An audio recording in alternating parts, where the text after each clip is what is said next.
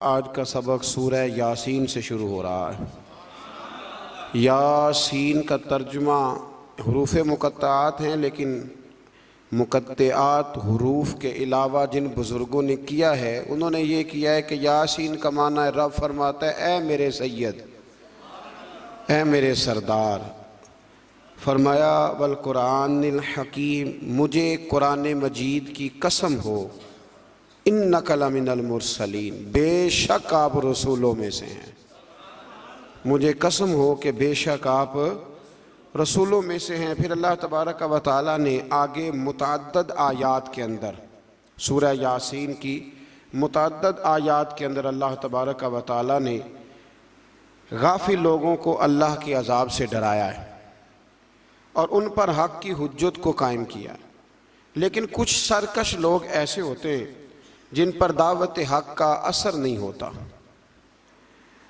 दावत हक़ उन्हीं पर असर होता है जो नसीहत को कबूल करते हैं, जिनका तरीक़ा है कि वो नसीहत को कबूल करते हैं। जिनका मिजाज नहीं ना जी नसीहत को कबूल करने का, तो उन लोगों पर हक़ की दावत का कोई असर नहीं होता। फिर आयत नंबर 38 से अल्लाह तबारक व तआला की कुदरत और जलालत का बयान किया गया कि सूरज, चाँद और सियारे तमाम कादर मुतलक के नज़म के ताबे हैं और ये मुमकिन ही नहीं कि इनमें से कोई फसाद या टकराव हो जाए। फिर आयत नंबर 48 में फरमाया कि कुफार कहते हैं वो वादा कब आएगा कि तुम सच्चे हो। इसके बाद फिर अल्लाह ताला ने वक़ूए क़यामत का जिक्र फरमाया है और बेशक बादल मौत को मुख्तलिफ पैरायों के अंदर बयान फरमाया है। आयत नंबर 54 से इरशाद फरमाया कि बग़ैर किसी जुल्म के आमाल का बदला देने और जन्नती लोगों के लिए नेमतों का जिक्र है और मुजरिमों को अलग करने और जहन्नम के आज़ाब का भी अल्लाह ने इन्हीं आयात के अंदर तज़किरा फरमाया है। आयत नंबर 65 में अल्लाह तबारक व तआला ने बताया है कि क़यामत के दिन मुजरिमों के मुँहों पर मोहरें लगा दी जाएंगी। मुँह होंगे, इन पर मोहर लगा दी जाएगी और इनके हाथ, पैर और दीगर आज़ा सुल्तानी गवाह बन के अल्लाह की अदालत में इनके खिलाफ गवाही देंगे। हाथ भी खिलाफ गवाही देगा, पैर भी खिलाफ, ज़ुबान पे तो मोहर होगी, ये गवाह बन जाएंगी सारी चीज़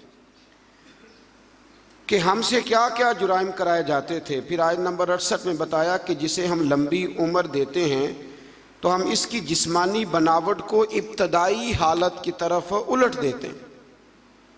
यानी ऐसी लंबी उम्र की दुआ मांगनी चाहिए जिसमें इंसान की अकली, इल्मी, फ़िक्री और जिस्मानी कुव्वत सलामत रहे। इसमें सलामत ना रहे उस लंबी उम्र की दुआ, उसके लिए बुज़ुर्गों ने ये दुआ सिखाई है कि दुआ इस तरह मांगो, या अल्लाह जब तक तू मेरे लिए बेहतर समझता है मुझे दुनिया में रख, और जब मेरे हक़ में बेहतर ना हो तो फिर मुझे अपनी बारगाह का कुर्ब अता फरमा, फिर तो मुझे अपने करीब बुला ले। आयत नंबर 78 से अल्लाह तबारक व तआला ने मुनकरीन क़यामत के इस अकली सवाल का ज़िक्र फरमाया है कि जब इंसान मर जाएगा और हड्डियां तक बोसीदा हो जाएंगी तो दोबारा कौन ज़िंदा करेगा। फिर जवाब दिया कि दोबारा भी वही खालिक ज़िंदा करेगा जिसने बग़ैर किसी नामो निशान के पैदा कर दिया था। अब तो हड्डियों का नामो निशान है ना, तब तो नामो निशान भी कोई नहीं था। तो अगर उस वक़्त पैदा कर लिया था तो अब दोबारा ज़िंदा भी कर देगा। फिर आगे सूरह साफ़ात शुरू होती है। इस सूरह मुबारका में अल्लाह तबारक व तआला ने मुतअद्दिद चीज़ों का जिक्र फरमाया है और इस सूरत के शुरू में फ़रिश्तों की मुख्तलिफ़ जमातों की कसम खा के अल्लाह ताला ने अपनी वहदानियत का जिक्र फरमाया है। कुछ मज़ामीन ऐसे होते हैं जो पिछले असबाक से मिलते हैं, तो चूँकि जब 2 पारे करने होते हैं तो मेरी ये ख्वाहिश होती है कि सिर्फ वो मज़ामीन लाए जाएँ जो पहले बयान नहीं हुए। तो इसमें अल्लाह तबारक व तआला ने इरशाद फरमाया आयत नंबर 40 से लेकर 49 तक फरमाया कि अल्लाह ताला के बरगुज़ीदा बंदों को आखिरत में अता की जाने वाली कुछ नेमतें हैं। उनका जिक्र है कि उन्हें उम्दा मेवे मिलेंगे। वो जन्नत में इज़्ज़त और एहतराम के साथ एक दूसरे के मुकाबिल मसनदों पर बैठे हुए होंगे। सफ़ेद और लजीज शराबे तुहूर के जाम गर्दिश में होंगे जिनसे ना दर्द सर होगा, ना होश उड़ेंगे, पैकरे शर्मो हया हूरें होंगी, वो बुलंद मुकाम से जहन्नमियों का मुशाहिदा कर रहे होंगे और गोया जहन्नमी भी उनकी तरफ बड़ी हसरत के साथ देख रहे हों। जन्नत जो है ना, जन्नत में वो जिन चीज़ों की इंसान दुनिया में ख्वाहिश करता है ना, वो सारी चीज़ें अल्लाह जन्नत में अता फरमाएगा। तो फरमाया कि यहाँ तुम्हारे अंदर ख्वाहिशात रखी हैं, तो यहाँ वक्त भी थोड़ा रखा है, वक्त भी। लेकिन ना अक्लमंद आदमी है ना, उसको अगर कहा जाए कि ये 5 दिन के लिए बंदोबस्त है, मौज बड़ी है, लेकिन अगर तू ये छोड़ के 5 दिन सब्र कर ले तो फिर आगे तेरे लिए सारी ज़िंदगी का सब्र है, सारी ज़िंदगी की मौज है। तो अक्लमंद कौन है, 5 दिनों वाला कि सारी ज़िंदगी वाला? तो हमने 30-35 साल की मौज चाहते हैं। इसको छोड़ें, ख्वाहिशात को दबाएं, इंशाल्लाह फिर जब आँख बंद होने के बाद दोबारा खुलेगी ना, तो फिर अल्लाह बड़ा ही फजल फरमाएगा, बड़ा अल्लाह फजल फरमाएगा। फिर इससे आगे जब हम बढ़ते हैं तो फिर एक दफ़ा हज़रत सैयदना इब्राहीम अलैहिस्सलाम का जिक्र सूरह साफ़ात के अंदर फरमाया गया, और फिर वो दोबारा से जिक्र जब आपने बुतों को तोड़ा। लेकिन इसमें एक चीज़ का इजाफा है, वो क्या है कि अल्लाह तबारक व तआला ने फरमाया कि जब हज़रत इब्राहीम अलैहिस्सलाम को आग में डालने की उनकी सारी तदबीरें नाकाम हो गई, तो फिर हमने इब्राहीम अलैहिस्सलाम को इस्माईल अलैहिस्सलाम दिए। आपको पता है फिर जब बेटा दे दिया, अल्लाह का अपना अंदाज है ना नवाजने का। अच्छा, हमारा मसला और तरह का है, हम कहते हैं कि नवाजता है तो फिर रोज़ नवाजे, नवाजता है तो फिर अल्लाह आपको कहता है रोज़ाना ज़कात दो, अगर कह देता तो ओ भाई साल वाले बड़ी मुश्किल से हिसाब करते हैं, और हर रोज़ तो रब हर रोज़ चीज़ों का हुक्म नहीं देता। तो अल्लाह तबारक व तआला तदरीजन चीज़ों का हुक्म देता है, तदरीजन। लेकिन जब वो देता है तो फिर कहते हैं इसमें मद्दो जज़र आएगा, कभी दुख, कभी सुख, कभी सेहत, कभी बीमारी, कभी ऊपर कभी नीचे। तो हम ना सिर्फ मीठे मीठे के कायल हैं, मीठे मीठे, कड़वे का भी कायल होना चाहिए, इसलिए कि महबूब की तरफ से जो भी अता हो जाए वो उसका करम ही है। अल्लाह ने पहले हज़रत इस्माईल दिए, और जब बेटे से पूरा दिल लग गया तो फरमाया अब इसे छोड़ के आओ वादी गैर ज़ी ज़रइन में, जहाँ आज बैतुल्लाह शरीफ है ना, वहाँ कुछ भी नहीं होता था।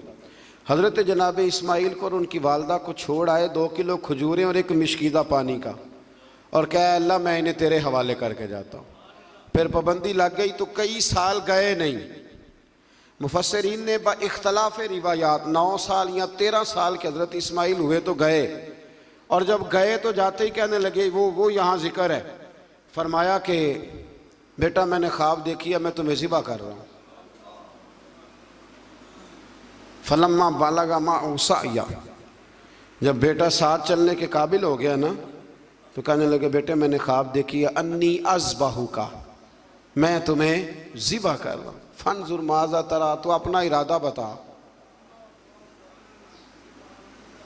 मैंने सूरज यूसुफ में भी अर्ज़ किया था कि सारी ज़िंदगी लोग माँ बेटे की मोहब्बत का जिक्र करते आए, पर कुरान मजीद ने ना 2 जगह बाप बेटे की मोहब्बत भी बड़ी खोल के बयान की है। ये बाप बेटे का रिश्ता बयान किया जा रहा है। बेटे अब तो बेटे ज़िबा नहीं ना होते, अल्लाह ही खैर फरमाए। अब तो उनको जो सबक पढ़ाया जाता है ना, वो अच्छी तरह याद करते हैं, और याद करके सवेरे माँ बाप को सुनाते हैं कि जनाब आप भी तो थोड़ा ख्याल करें ना, अब आप भी तो ज़रा समझे ना, अब मेरे अपने भी तो बच्चे हैं ना। और देखो बाप का जो रंग कुरान ने बयान, अन्नी अस्बहु का, पुत्र मैंने ख्वाब देखी है, मैं तुझे ज़िबा कर रहा हूँ, इरादा बता। तो हज़रत इस्माईल ने ये नहीं कहा कि चलो अब्बा जी ज़िबा कर दो, कहने लगे या अबतिफ अलमा तुअमर, कहा अब्बा जी आप ज़िबा ना करें, आपने ख्वाब देखी है ज़िबा कर रहे हैं तो फ़कत ज़िबा ही ना करें, जो रब कहता है ना वो सारा आप मेरे साथ करें, जो हुक्म होता है वो, जो अल्लाह कहता है वो सारा करे। इसकी तफसीर में मुफस्सिरीन ने लिखा है कि गोया हज़रत इस्माईल कह रहे थे कि अब्बा जी अगर अल्लाह कहता है ना ज़िबा करो तो आप ज़िबा करें, और अगर वो कहता है ना उसके बाद मेरे टुकड़े टुकड़े करें तो आप टुकड़े टुकड़े करें, और अगर वो कहता है ना फिर इसे जला दे, तो आप जो रब कहता है ना आप वो सारा मेरे साथ सताजुदूनी इंशाअल्लाहु मिनस साबिरीन, मुझे आप इंशाअल्लाह सब्र करने वालों में से ही पाएंगे। तो फिर अल्लाह करीम ने फरमाया इब्राहीम तूने ख्वाब सच्चा करके दिखाया है, हजरत इब्राहिम ने तो पट्टी बांध ली थी आंखों पे, बेटे के हाथ बांध लिए थे, उन्होंने तो छुरी चला दी थी। अब जिसने अमर करना था उसी ने ना किया। वफदैनाहु बिज़िब्हिन अज़ीम, और एक ज़िब्ह अज़ीम का फिदिया अल्लाह ने दे दिया। तो इकबाल कहने लगे ये फैज़ान नज़र था, यहाँ के मकतब की करामत थी। दो चीज़ें होती हैं, एक फैज़ान नज़र भी होता है। कई दफ़ा मकतब के निकम्मे फैज़ान नज़र से चल जाते हैं। ये तो इकबाल कह रहे हैं ना, ये फैज़ान नज़र था, यहाँ के मकतब की करामत थी। ये सिखाए किसने इस्माइल को आदाब फर्जंदी। यहाँ एक बात मैं माँओं बहनों से, बच्चियों से करूँगा और आप हजरात से भी करूँगा कि ये घर में अपनी बेटियों और बहनों को ये सबक दें कि बच्चे बाप के उस वक़्त फर्मा बरदार बनते हैं जब उनकी अम्मा उन्हें बाप का फर्मा बरदार बनाती है। हज़रत इस्माइल की अम्मा कह सकती थी कि बेटे तेरा अब्बा तो कभी आया ही नहीं, जंगल में छोड़ के चला गया, ये कह सकती थी। और क्या कुछ ज़हन में बच्चे के बैठ सकता था। पर हज़रत हाजरा ने कहा पुत्र तेरा बाप छोड़ के गया है ना, तो वैसे नहीं छोड़ के गया, तेरा बाप अल्लाह का रसूल है, अल्लाह का पैगंबर है। और मैं बाप से भी कहूँगा कि माँ का अदब करा सकता है तो अब्बा करा सकता है। अब्बा कराए अदब, उनको कहे कि बेटा मैं तो बाहर रहता था, तुम्हारी सारी परेशानियां तुम्हारी माँ ने देखी। यहाँ ये होता है कि माँ बाप अपने हक में दलाल देते देते वो दोनों ही छुट्टी कर जाते हैं, वो कहते हैं चलो ठीक है आप दोनों राजी रहें, अपने अपने हक में दलाल न दें। ये वैसे भी कमज़ोर लोगों का तरीका है। अल्लाह हमें समझने की तौफीक अता फरमाए।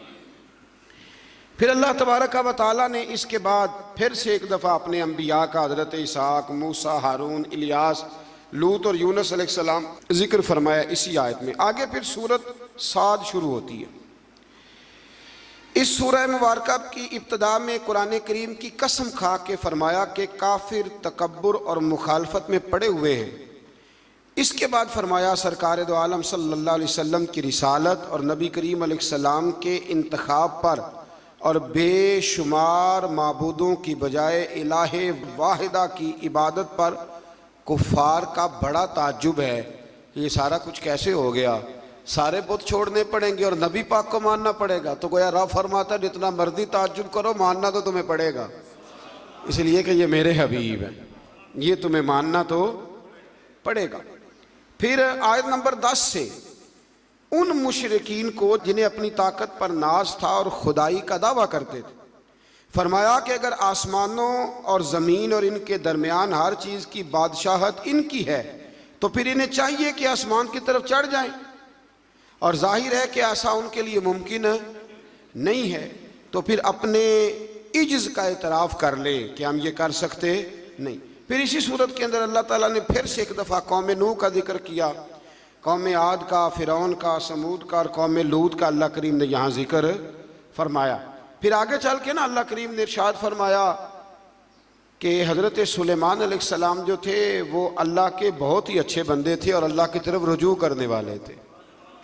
अच्छा, ये जो अल्लाह कुरान में तारीफ़ करता है किसी की, हालांकि बंदे अल्लाह की तारीफ़ करने के पाबंद हैं कि वो हर वक़्त अपने रब की, तो ये जो अल्लाह तारीफ़ करता है ना अपने बंदों की, ये उसका कमाल करम है।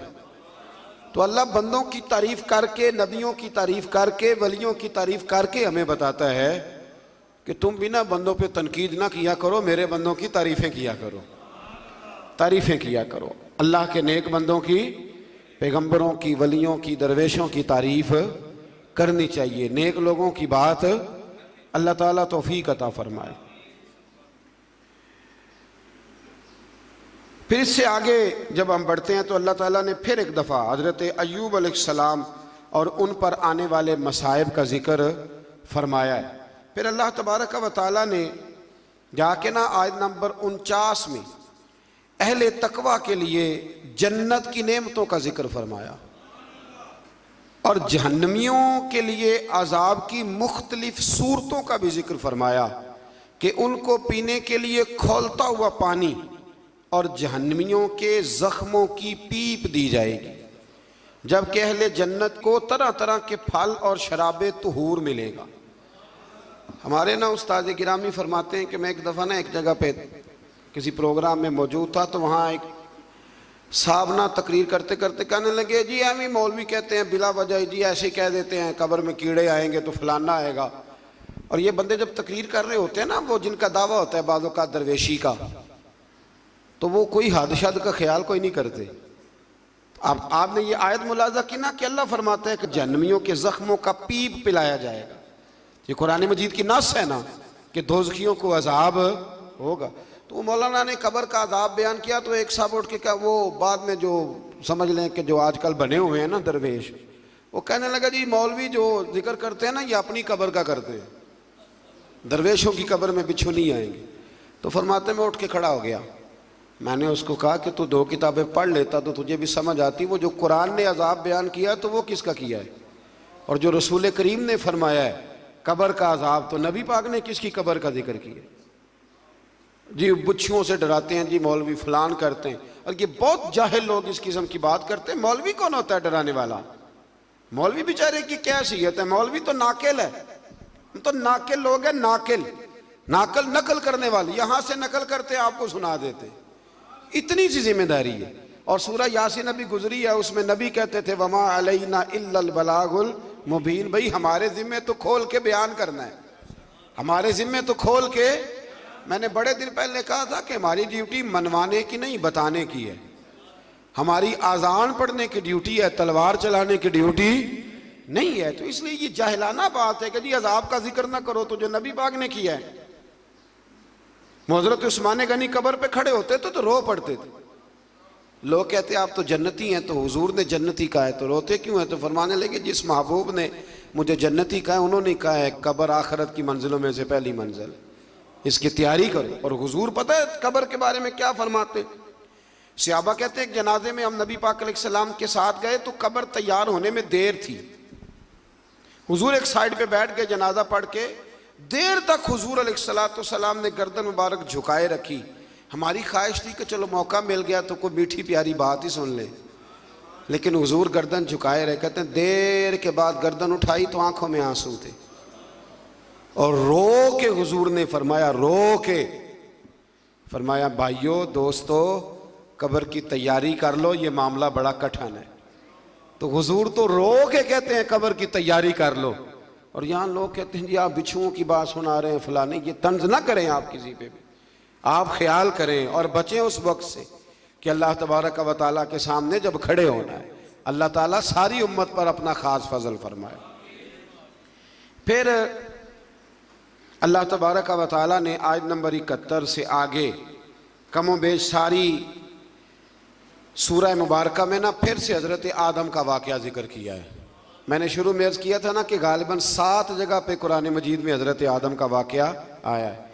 फिर से आगे सूरह ज़ुमर शुरू होती है, इसके अंदर भी अल्लाह तबारक व तआला ने बिल्कुल इसकी इब्तदा में हुक्म दिया कि दीन को अल्लाह के लिए खालिस करो, खालिस दीन, उसमें कोई मिलावट दीन।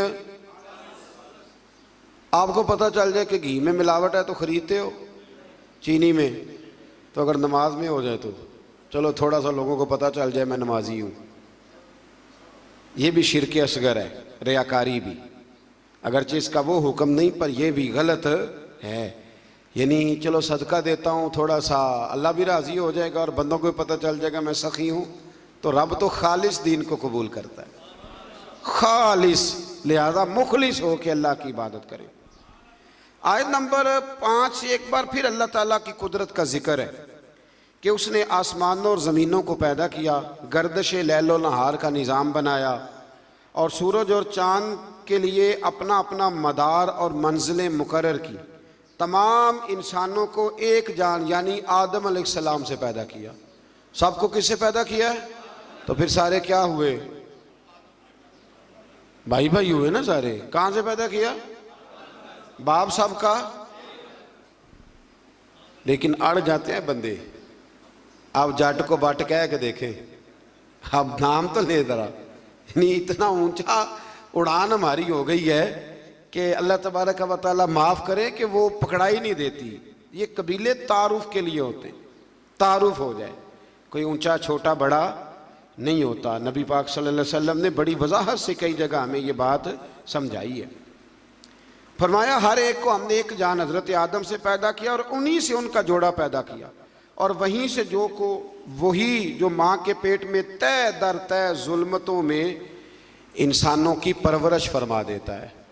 ये सब उसकी कुदरत की निशानियाँ। आयत नंबर 7 में फरमाया कि अल्लाह ताला को किसी की नाशुक्री की कोई परवाह नहीं। हाँ, वो अपने बंदों के लिए नाशुक्री को नापसंद और शुक्र को पसंद फरमाता, बाकी उसे परवाह कोई नहीं कि तुम नाशुक्री करो। वो तुम्हारे शुक्र अदा करने का कोई ख्वाहिशमंद, हाँ पसंद ज़रूर करता है, पर उसे कोई मोहताजी न करोगे तो नुकसान उठाओगे। आयत नंबर 9 से अल्लाह ताला ने फरमाया कि आलिम और जाहिल बराबर नहीं हो सकते। कुल हल यस्तविल लज़ीना यअलमून वल लज़ीना ला यअलम। फरमाया कि आलिम और जाहिल बराबर हो सकते हैं? कौन कह रहा है? तो अगर कोई जाहिल उठ के कहे मौलवियों की पता है, और अल्लाह ताला खैर करे 2-3 जगहों पे तो जाहिलों के बड़े डेरे हैं, एक हुक्मरानों के गिर्द, एक दरबारों के गिर्द। बल्कि मैं अक्सर कहता हूँ जितना बड़ा जाहिल हो ना उतना बड़ा पीर होता है। बड़ी जिम्मेदारी से कह रहा हूँ आप, क्योंकि आलिम ने थोड़ा बहुत सोचना है कोई बात करते वक्त, क्योंकि उसे पता है कि ये शरीयत की हद है, ये कैद है। तो जाहिल ने तो कुछ भी नहीं ना सोचना। तो जाहिलों की करामतें बेशुमार, इधर भी करामत उधर भी करामत, ये भी कर दिया वो भी कर दिया। और जाहिल की एक बहुत बड़ी अलामत है कि वो हमेशा इल्म की मुखालफत करेगा। पक्की बात है, चूंकि खुद जाहिल है लिहाजा इल्म की हमेशा। बहुत सारे ऐसे पीर हैं लोगों के कि जो ना उनका निकाह पढ़ा सकते हैं ना जनाजा पढ़ा सकते हैं।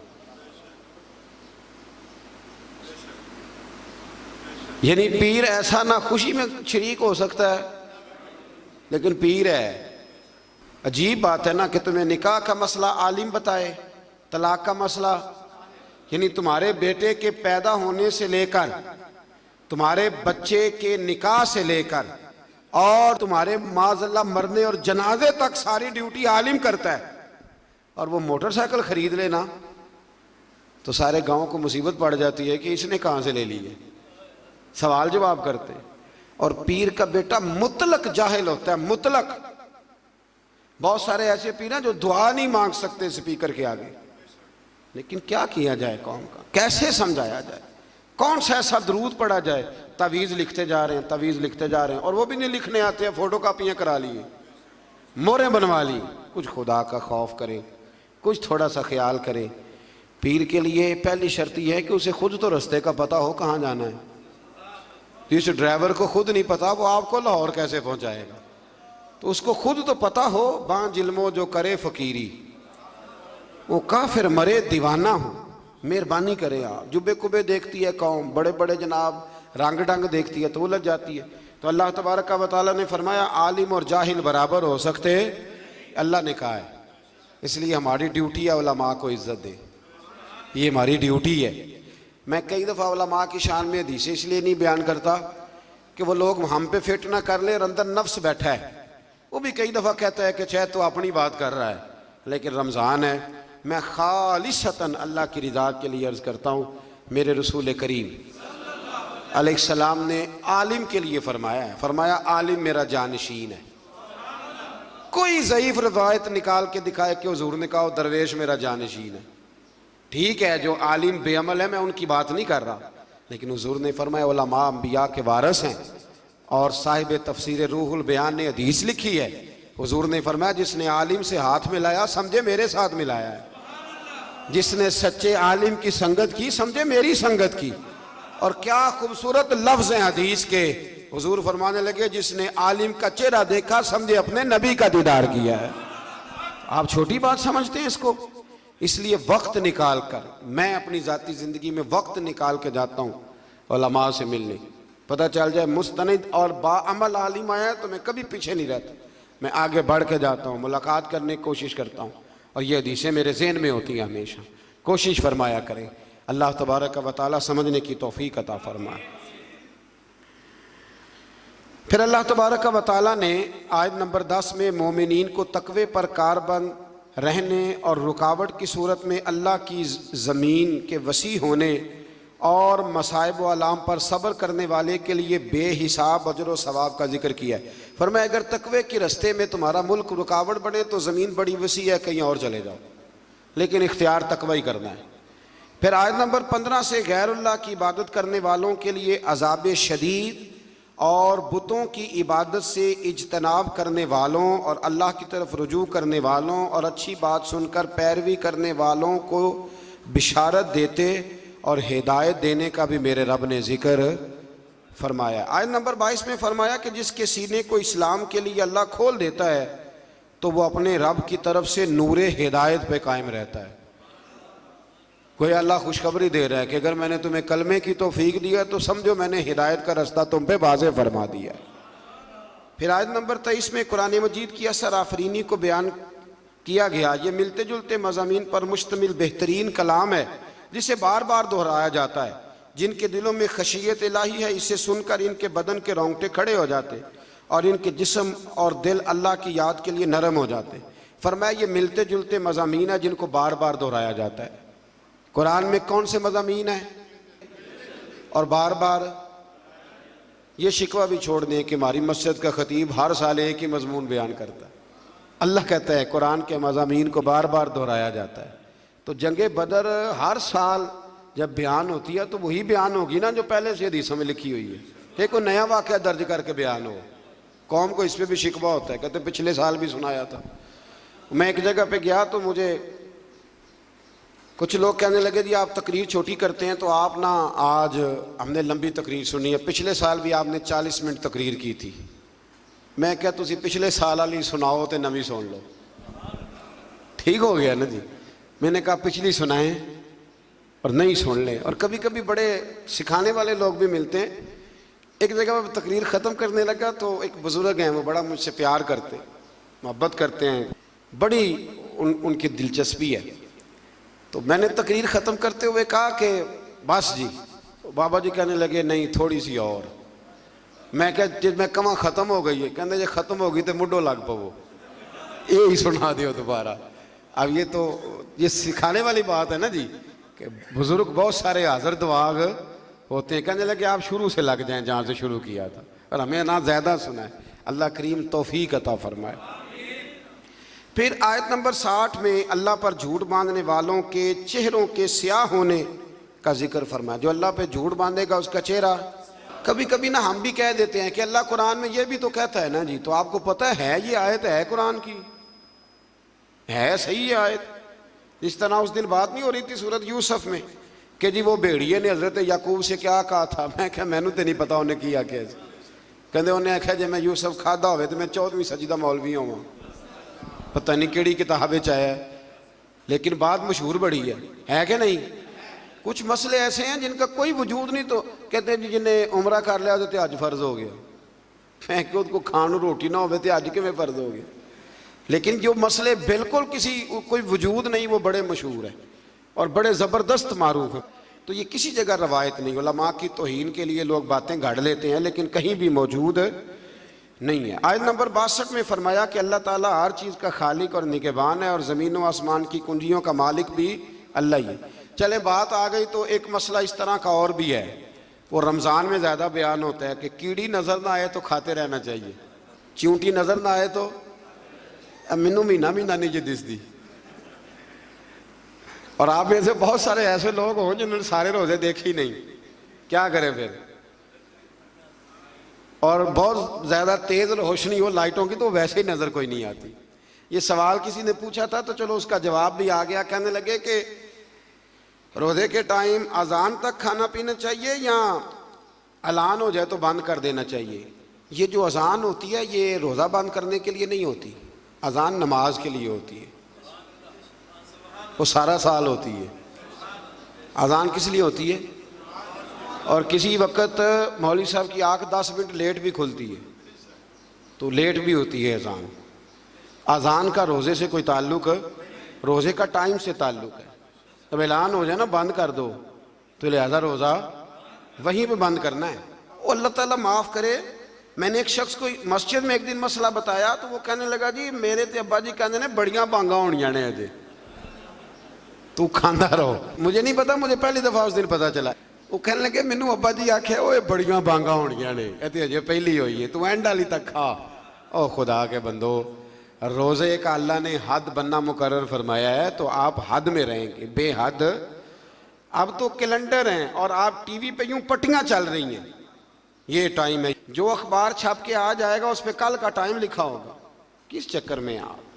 और बहुत सारे टाउन ऐसे हैं, सोसाइटियां ऐसे हैं जिनमें अजान की आवाज़ ही नहीं जाती घरों में, 3-3 4-4 पोर्श, तो वहाँ आप क्या करेंगे। तो अजान का नमाज से ताल्लुक़ है, रोज़े से ताल्लुक़ नहीं है। तो कई दफ़ा अजान देर से दी जाती है, अजान देर से। अच्छा, फिर बड़े मज़ेदार हैं लोग। मैंने अगला सपारा शुरू करना है पर बात आ गई थी, मुकम्मल करना भी बड़ा ज़रूरी है। बड़े मज़ेदार हैं। रमज़ान में सहरी के लिए पूछते हैं कि जी हमने नहीं ऐलान पे बंद करनी, हमने तो अजान पे। तो रोज़े में ऐलान पहले होता है, अजान बाद में होती है। जब इफ्तार होता है तो फिर पहले ऐलान होता है, फिर वो इसलिए पहले ऐलान होता है कि चलो ऐलान करने वाला बेचारा भी खोल ले रोज़ा, तो रोज़ा खोल के 5-7 मिनट के बाद अजान देता है ना, उत्थे नहीं बंदे मसला पूछते, तो ये ऐलान तो नहीं, असां तो भाई बांगते ही खोलना है।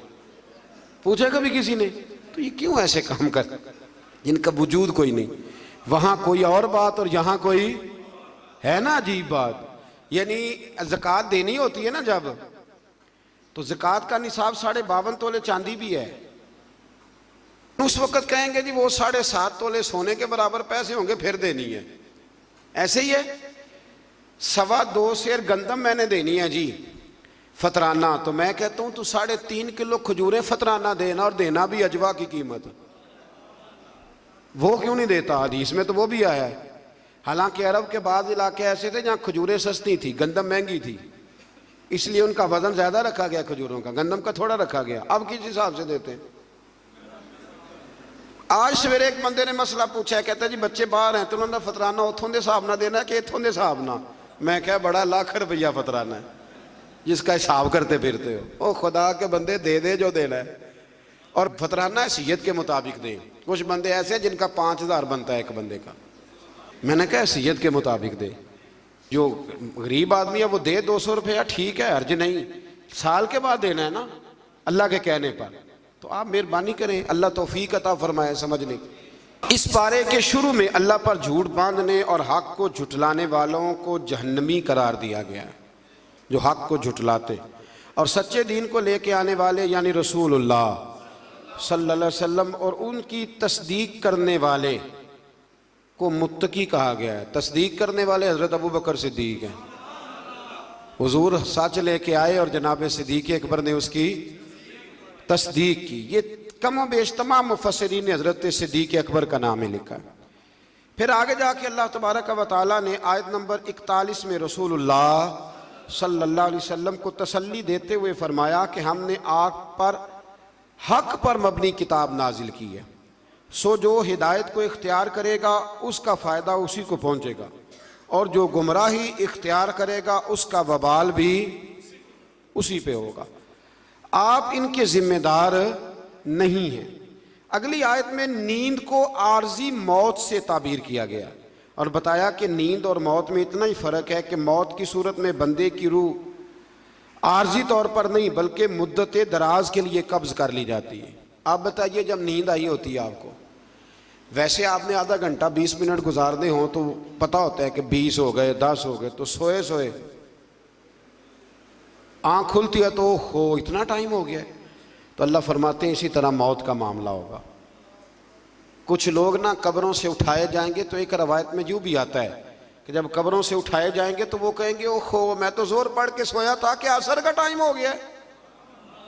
और कुछ ऐसे होंगे जिनके लिए 50,000 साल का दिन होगा। दुआ फरमाएं अल्लाह हमें रहमत वाले लोगों में शामिल फरमाए, जिन पे वो रहमत करे उनमें हमारा शुमार फरमाए। फिर अल्लाह तबारक व तआला ने आयत नंबर 43 और 44 में फरमाया कि सब शफात अल्लाह ताला के इख्तियार में है, जो आसमानों और ज़मीनों का मालिक है, और कुफ़ार के माबूदाने बातिला को किसी की शफात का इख्तियार नहीं, बल्कि तो वो अपने लिए किसी चीज़ के मालिक नहीं है। उनको सिफारिश का हक भी, सिफारिश भी अगर करेंगे तो अल्लाह के बंदे ही करेंगे। हुजूर ने फरमाया सबसे पहले अम्बिया करेंगे, फिर उलमा करेंगे, फिर शहीद करेंगे, फिर नेक लोग अल्लाह की बारगाह में सिफारिश करेंगे। आयत नंबर 47 में बेपनाह दौलत जमा करने वालों को ख़बरदार किया गया है कि अगर वो ज़मीन की सारी दौलत के मालिक बन जाएं और इसके बराबर भी इनको मिल जाए तो वो क़यामत के दिन ये सब कुछ देकर आज़ाब से अपनी गर्दन छुड़ाना चाहें तो भी उन्हें खुलासी नहीं होगी, जितना मर्जी माल जमा कर लें। क़यामत के दिन अगर कोई बचेगा तो अपने नेक अमाल की वजह से बचेगा। आयत नंबर 53 में गुनाहगारान उम्मत को बिशारत दी गई कि या रसूल सल्लल्लाहु अलैहि वसल्लम कह दीजिए, ए मेरे बंदो ला तकनतु मिन रहमतिल्लाह, जिन्होंने गुनाह कर लिया है वो रब की रहमत से नाउमीद ना हो। इन्नल्लाह यगफिरुज़्ज़ुनूब जमीआ, बेशक अल्लाह तमाम गुनाहों को माफ़ फरमा देगा। अगर सच्ची तौबा करेंगे तो अल्लाह ताला तमाम गुनाहों को माफ़ फरमाएगा। आयत नंबर 71 से बताया कि काफिरों को गुरो दर गुरो जहन्नम की तरफ हाँका जाएगा और वहाँ इनका इस्तकबाल तौहीन आमेज़ अंदाज में होगा, जबकि अहले ईमान को इकराम के साथ जन्नत की तरफ ले जाया जाएगा और वहाँ इनका इस्तकबाल इंतहाई एज़ाज़ व इकराम के साथ होगा और अहले जन्नत और फरिश्ते और कायनात की हर चीज़ अपने रब की हम्द व सना बयान करेगी। इससे आगे सूरह मोमिन शुरू होती है। इसकी आयत नंबर 7 से फरमाया कि वो फरिश्ते जो अर्श को उठाए हुए हैं, ये बड़ी खूबसूरत बात है। फरमाया वो फरिश्ते जो अर्श को उठाए हुए हैं और जो इसके इर्द गिर्द हैं, वो सब अपने रब की हम्द के साथ तस्बीह करते हैं और उस पर ईमान रखते हैं और मोमिनों के लिए मग़फ़िरत तलब करते हैं। ये भी अल्लाह का करम है ना जी। और कहते हैं कि ए हमारे रब, तेरी रहमत और तेरा इल्म हर चीज़ को मुहीत है, सो जिन्होंने तौबा की है और तेरे रास्ते की इत्तिबा की है उनकी मग़फ़िरत फरमा और दोज़ख के आज़ाब से उन्हें बचा। इस आयत में बताया गया कि अल्लाह के मुकर्रब फरिश्ते ना सिर्फ उसके ताइब बंदों के लिए बल्कि उनके साले आबाओ अजदाद के लिए, उनकी बीवियों के लिए, उनकी औलाद के लिए भी जन्नत की दायमी नेमतों की दुआ मांगते रहते हैं। अगर कोई सच्ची तौबा करे तो फरिश्ते भी उसके लिए दुआ करनी शुरू कर देते। फिर आयत नंबर 10 में फरमाया कि कुफ़ार को क़यामत के दिन बुलंद आवाज़ से कहा जाएगा कि तुम लोगों को अपने ऊपर जितना गुस्सा आ रहा है ना कि हमने बुरे काम क्यों किए, इससे ज़्यादा गुस्सा अल्लाह को तुम पर आता था। जब तुम लोगों को ईमान की दावत दी जाती तो तुम कुफ्र करते थे और अपने गुनाहों का इतराफ़ करके कहेंगे कि क्या जहन्नुम से निकलने की कोई सूरत है। फिर उस दिन पूछेंगे कि गलती तो हो गई पर कोई सूरत है निकलने की। आयत नंबर 16 में क़यामत के दहशतनाक दिन का नक्शा खींचा गया है। अल्लाह ताला फरमाएगा आज किसकी बादशाही है, सब जानते हुए खामोश हो जाएंगे। फिर अल्लाह फरमाएगा कि अल्लाह की, जो वाहिद भी है और सब पर गालिब आने वाला भी। फिर आयत नंबर 17 से बताया कि क़यामत के दिन सब के साथ पूरा पूरा इंसाफ होगा। वहाँ जालिमों का कोई हिमायती और सिफारशी, जालिमों का ना कोई सिफारशी होगा ना कोई हिमायती होगा, बल्कि मेरे नबी पाक अलैहिस्सलाम ने फरमाया अगर मेरे किसी उम्मती ने ज़िम्मी काफिर पर जुल्म किया, ज़िम्मी काफिर वो होता है जो इस्लामी हुकूमत में इस्लामी कवानीन की पाबंदी में जिज़िया दे के रहता है। फरमाया अगर मेरे किसी उम्मती ने किसी ज़िम्मी काफिर पर जुल्म किया तो मैं क़यामत के दिन उस ज़िम्मी के साथ खड़ा होकर अपने उम्मती पे मुकदमा कराऊंगा। यानी जुल्म वाले की हुजूर भी क़यामत में सपोर्ट नहीं करेंगे। अल्लाह तौफीक अता फरमाए जुल्म से बचने की। अल्लाह ख़यानत करने वाली आँखों और सीनों में छुपे राजों को भी जानता है। फिर इससे आगे आयत नंबर 49 में बताया कि जहन्नमी जहन्नम के दरोगों से कहेंगे कि अपने रब को बुलाओ कि हमारे साथ अजाब में सिर्फ एक दिन की तखफीफ कर दे। अल्लाह महफूज रखे, एक दिन की सिर्फ छुट्टी मिल जाए। जहन्नम का मुहाफिज अमला इनसे कहेगा क्या दुनिया में तुम्हारे पास रसूल निशानियाँ लेकर नहीं आए थे। वो इकरार करेंगे। आगे चल के फरमाया क़यामत में जालिमों की उज़्र खाही इन्हें कोई काम ना आएगी, इनके लिए लानत है और बुरा घर है। आयत नंबर 60 में फरमाया कि तेरे रब ने फरमाया है मुझसे दुआ मांगो मैं तुम्हारी दुआओं को कबूल फरमाऊँगा। आयत नंबर 64 में फरमाया अल्लाह ही ने ज़मीन को तुम्हारे लिए जाए करार और आसमान को छत बनाया है और तुम्हारी सूरतें बनाई हैं और वही तुम्हें पाकीज़ा रिज़्क़ अता करता है। फिर आयत नंबर 67 में अल्लाह ताला ने इंसान की तख्लीक और इसके बाद मौत तक मुख्तलिफ मराहिल को अपनी निशानियों के तौर पर बयान फरमाया। आगे सूरह हामीम सजदा शुरू होती है। इसकी आयत नंबर 5 में कुफार को इंतहाई सरकशी की कैफियत को बयान करते हुए फरमाया, और उन्होंने कहा जिस दिन की तरफ आप हमें बुला रहे हैं हमारे दिलों में उस पर पर्दे पड़े हुए और हमारे कानों में डांट है और हमारे और आपके दरमियान हिजाब है, सो आप अपने काम से काम रखिए और हम अपने ढप पर कारबंद रहेंगे। यानी वो किसी भी तौर पर कबूल हक के लिए तैयार ना हुए। कहने लगे जी हमें नहीं आपकी बातों की समझ आती, हमारी आंखों पे पर्दे। याद रखना, इंसान को उस वक़्त तक अल्लाह अज़ाब किसी बस्ती को नहीं देता जब तक वहाँ रसूल ना भेज दे, और जब अल्लाह ताला रसूल भेज देता है तौफीक हिदायत के लिए, तो फिर अगर उसके बाद भी इंसान उन बातों पे अमल ना करे तो फिर उसका कोई उज़र काबिल कबूल नहीं है। आयत नंबर 30 से बताया कि ईमान पर साबित कदम रहने वाले अहले ईमान की रूहें जब दुनिया से परवाज़ करेंगी, इन्नल्लज़ीन क़ालू रब्बुनल्लाह सुम्मा इस्तक़ामू, फरमाया बेशक वो लोग जिन्होंने कहा कि अल्लाह हमारा रब है फिर उस पर डट गए, उन पर हम फरिश्तों का नुज़ूल करेंगे। बाद मुफस्सिरीन ने लिखा है कि ये मौत के वक़्त फरिश्ते आएंगे, लेकिन हज़रत अल्लामा महमूद आलूसी उंदलसी, इमाम सुजूती और दीगर बहुत सारे मुफस्सिरीन कहते हैं मौत के वक़्त नहीं, मोमिन जब भी डट जाता है अल्लाह फरिश्ते भेज देता है। मोमिन जब भी डट जाता है अल्लाह फरिश्ते, ये लफ्ज़ भी आपने समझना है। ये नहीं फरमाया कि फरिश्ते आएंगे तो तुमने डटना है, फरमाया डटना पहले तुमने खुद है, फिर अल्लाह फरिश्ते भेजेगा। हक पे डट जाओ, अल्लाह तुम्हारी मदद के लिए। इकबाल ने कहा था तू फिजाए बदर पैदा कर, फरिश्ते तेरी नुसरत को उतर सकते हैं गर्दों से, कितार अंदर कितार अब भी वो उतर आएंगे, लेकिन शर्त यह है कि तू फिजाए, तू उस तरह का ईमान पैदा कर।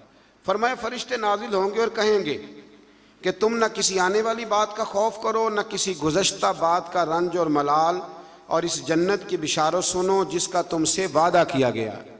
और फिर इन्हें बताया जाएगा कि अल्लाह गफूरुर रहीम ने इनके लिए जन्नत में ज़ियाफ़त का एहतमाम किया है। बड़ी खुशी वाली बात है। यानी रब फरमाता है मैं जन्नत में तुम्हारा मेज़बान बनूंगा, मैं तुम्हारा मेज़बान हूँ जन्नत में। तो जितनी शान वाला मेज़बान है, मेज़बानी भी उतनी शान वाली फरमाए। और वहाँ जिस नेमत की भी ख्वाहिश करोगे तुम्हें वो दस्तयाब हो जाएगी। आयत नंबर 34 में बताया नेकी और बदी बराबर नहीं है, और दूसरों की बदी का जवाब नेकी से दो। अल्लाह फरमा रहा है बदी का जवाब नेकी से दो, इसके नतीजे में तुम्हारा मुखालिफ तुम्हारा सरगर्म और पुरजोश दोस्त बन जाएगा।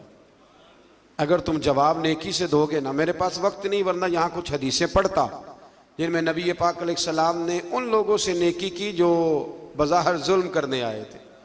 हुजूर ने नेकी की तो वह मेरे रसूल के ग़ुलाम बन गए, वो नबी करीम के ग़ुलाम बन गए। आयत नंबर 39 से अल्लाह ताला ने हयात बादल मौत के सबूत के लिए हिस्सी मिसाल दी कि तुम देखते हो ज़मीन खुश्क बंजर और गैर आबाद होती है, यानी बेजान होती है, तो हम इस पर बारिश का पानी नाजिल करते जिसके ज़रिए वो सरसब्ज और शादाब हो जाती है और नमू यानी निबातात उगाने और बढ़ाने की सलाहियत उसमें पैदा हो जाती है। तो जो ज़मीन के लिए हयात है, फरमाया पास जो अल्लाह बेजान ज़मीन में जान डाल देता है वही आखिरत में मुर्दों को भी ज़िंदा फरमा देगा। और कई दफ़ा ज़मीन में जान डलती है, एक दफ़ा बिल्कुल सही हो जाती है, फिर हल चलाएं, फिर बीज डालें, फिर जान डल जाती है। इसी तरह मरने के बाद भी अल्लाह दोबारा इंसानों में जान पैदा करेगा।